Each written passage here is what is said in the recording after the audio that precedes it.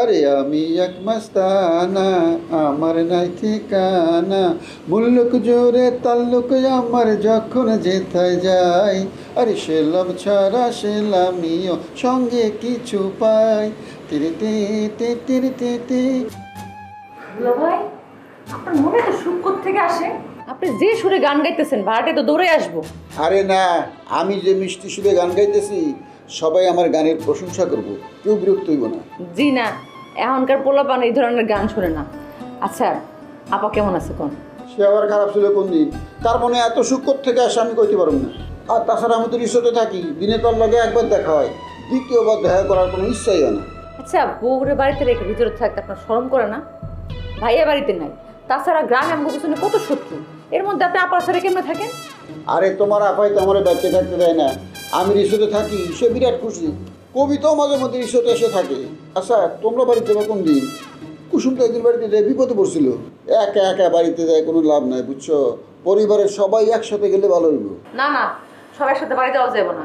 আমার চাইতে আমার বাড়িতে একলা একলা কি করুন, কোন বিপদ আপদ হইলে? আরে কোনো সমস্যা নাই, সেখানে আমার বাহিনী আছে। আমার শক্তি সম্পর্কে তোমার কোনো ধারণাই নাই।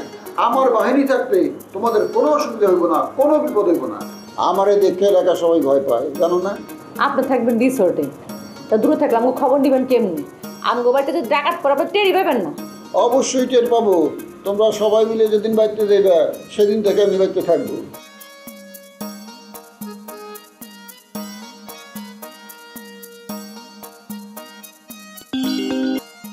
হ্যালো, কে বলছে? বলো তো, আমি কি? আপনি সরাসরি পরিচয় দেন তো।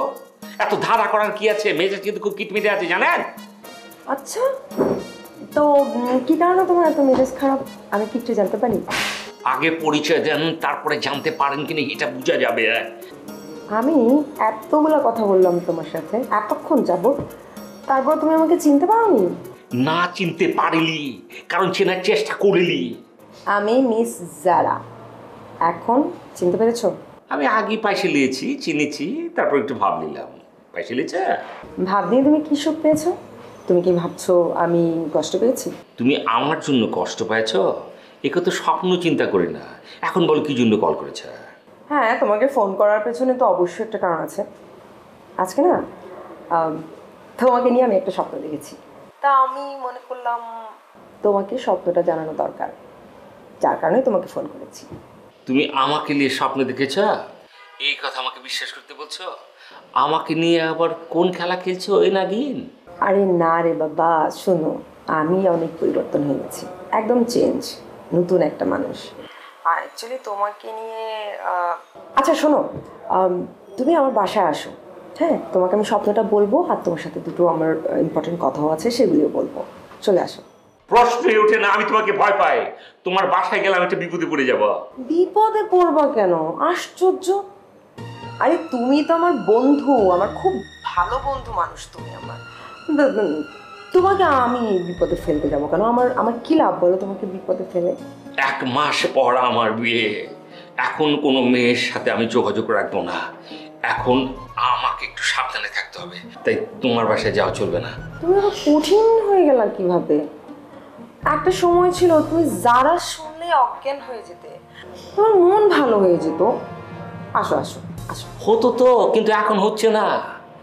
তোমাকে এখন আমি ভুলতে পারছি।